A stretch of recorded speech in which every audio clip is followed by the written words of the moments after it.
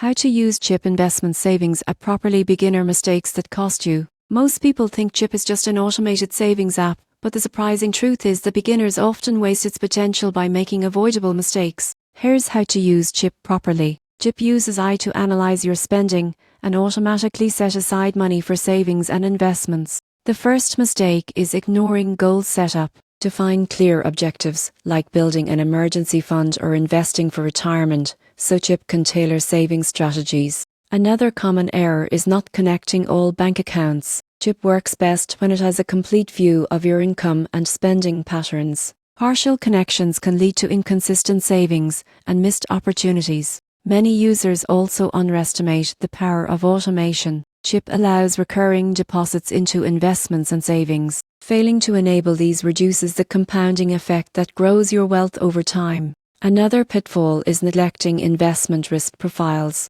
Chip offers options from low risk to growth-focused investments. Make sure your choices match your financial goals and tolerance for risk. Finally, beginners often ignore tracking features. Chip provides insights and summaries of progress.